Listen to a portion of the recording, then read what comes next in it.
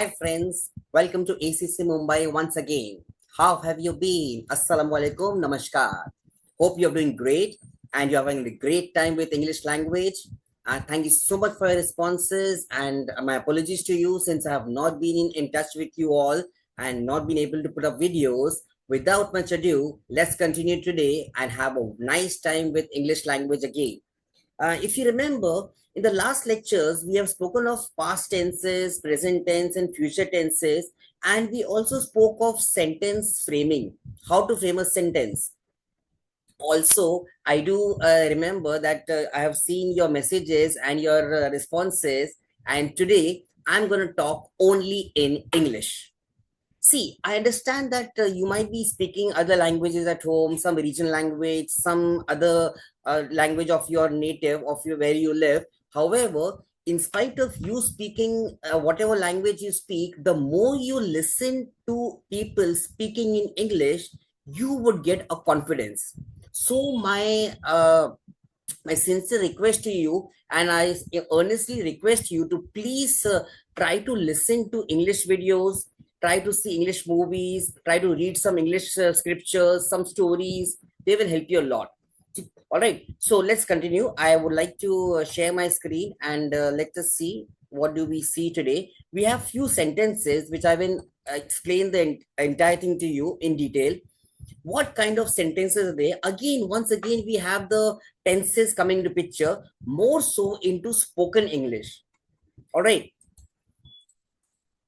give me one moment, please. It's taking few seconds. Excuse me. We have spoken English in the true sense. How best do we go ahead with spoken English? These are some sentences which you have come across and you may use it in your day-to-day life, but you will use it with clarity and with perfection. Let's proceed. I'll start the slide share and let's go one by one. It may take a few more seconds. Thank you for your patience. Yeah, there you go.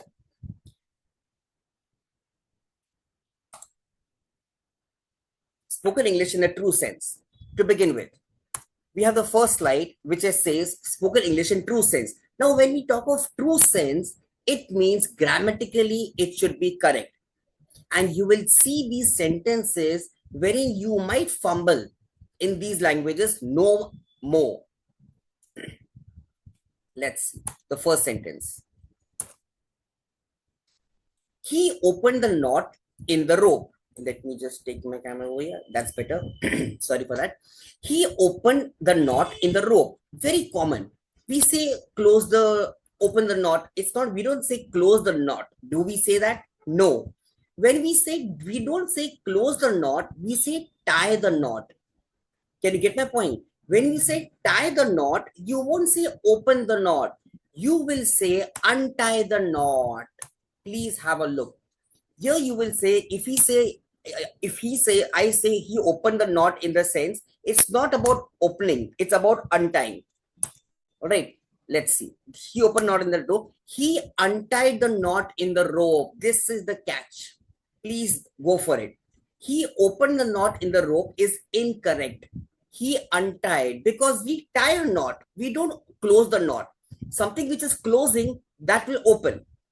Close the door, open the door, or close the window, open the window. But when you are tying the knot, it would be untie, to untie the knot. The first one. Let's go for the second.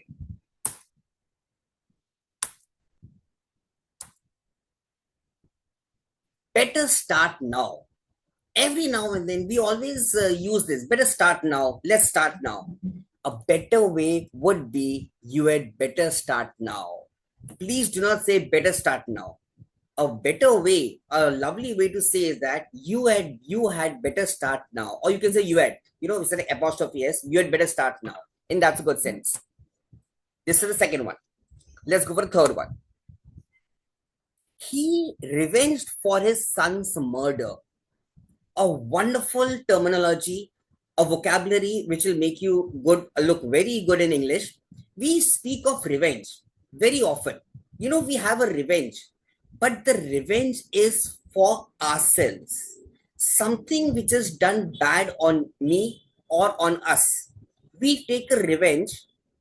Actually, you should not take a revenge, but as we say, we take a revenge, or I would take a revenge for something wrong done on me, not on someone else. See the beauty of English language.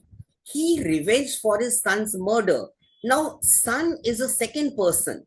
So he would not revenge for his son's murder, he would avenge for his son's murder. See the lovely beauty of English. Revenged and avenged. So we will say he avenged for his son's murder. Fair enough? Good. Please note, revenge is for ourselves, avenge is for someone else. Sorry for that. Next, please see my certificates. Very often we say this, please see my documents, please see my books, please see my certificates. No, please do not say that. For you when you want to make someone see your documents or your books, you would say, please have a look at my documents, or please have a look at my certificates. How nice. Sounds very good. Please look at my certificates. Cool. Let's proceed. The ship was drowned in the ocean.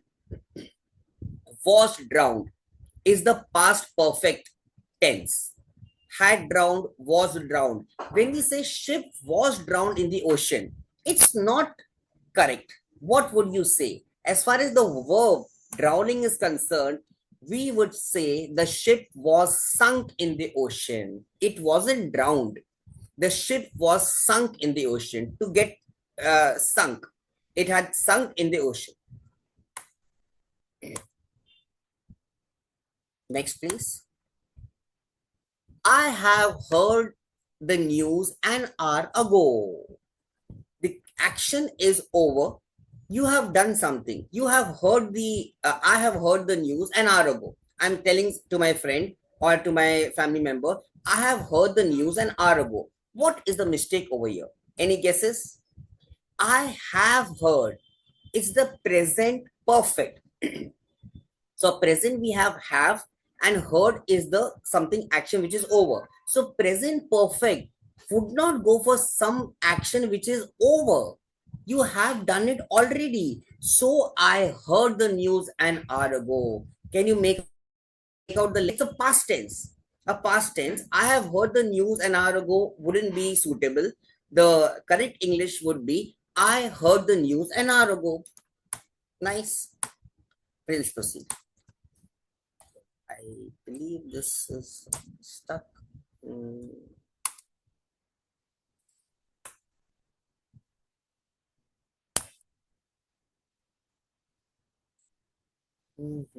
So sorry for this, my friends.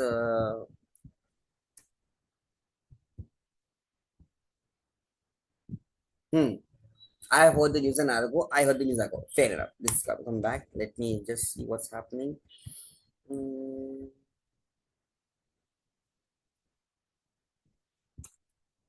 There you go. It is long since I've met your brother.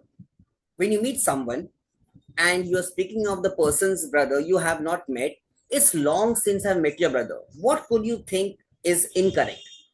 It is long since I have met your brother.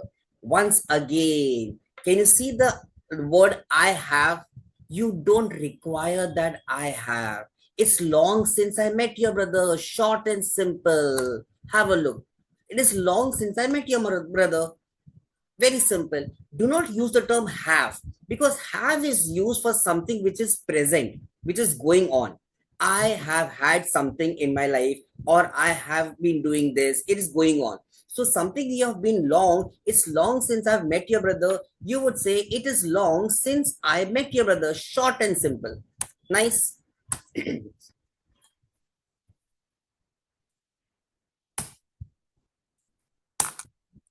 When I shall come to Delhi, I shall see you. Have a look at this. I shall, I shall. Isn't it repeating? When I shall come to Delhi, I shall see you. Why do we use when I shall come to Delhi, I shall see you? Make it very concise and clear. When I come to Delhi, I shall see you. Isn't it great? When I come to Delhi, I shall see you. You can use this in your everyday life. When I do this, I will do this. Short and simple. When I come to Delhi, I shall see you. Do not simply linger it on.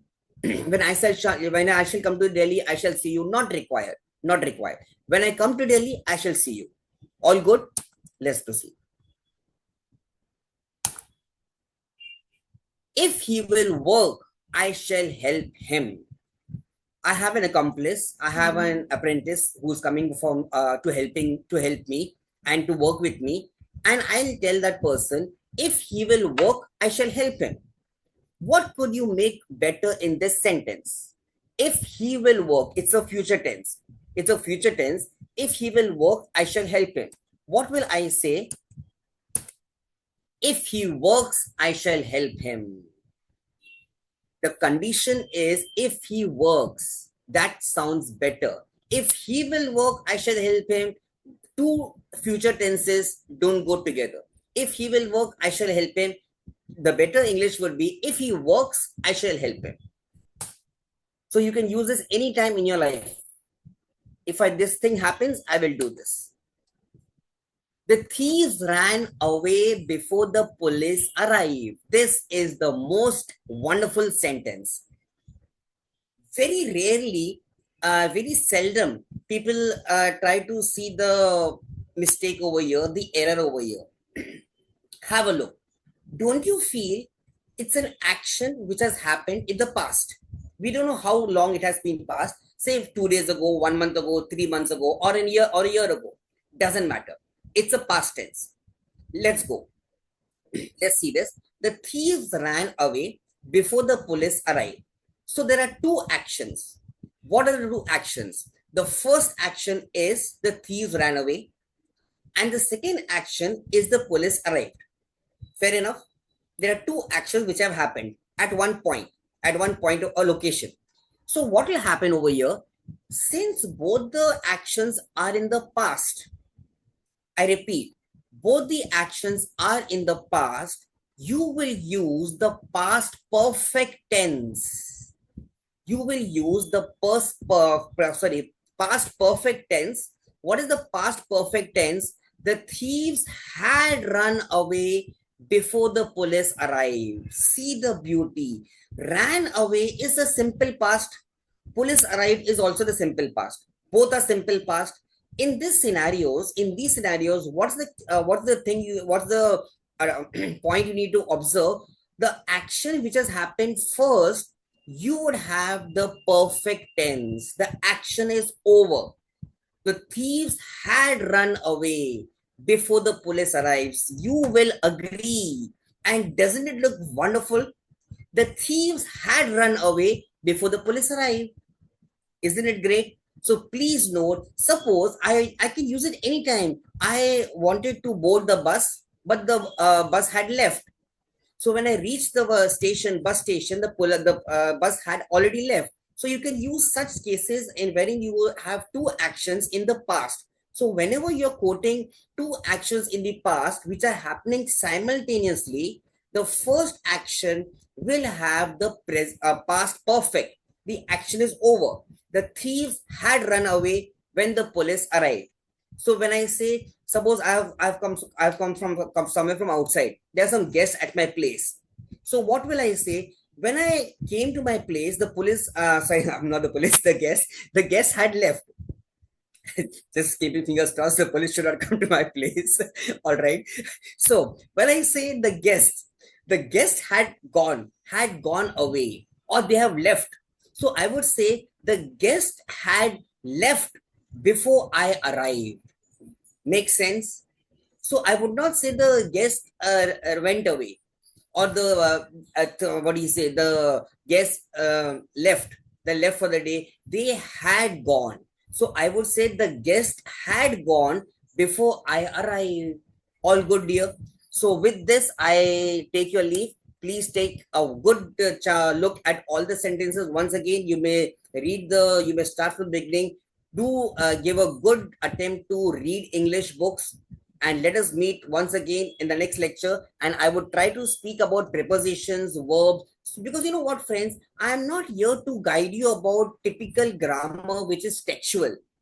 Agree? I am not here to teach you about textual grammar. I am here to teach you about the English spoken language. I want you all to get a good command in English language while speaking. All right. So while you're speaking, I would like you to be very confident in English language. And before you speak, please think twice before you speak. Get that confidence in your speaking language in English, and the world would be at your feet. Thank you for your valuable time. Have a wonderful time ahead. Take care. Hasta la vista. Have a good time ahead. Thank you for your time. Good day. Bye bye.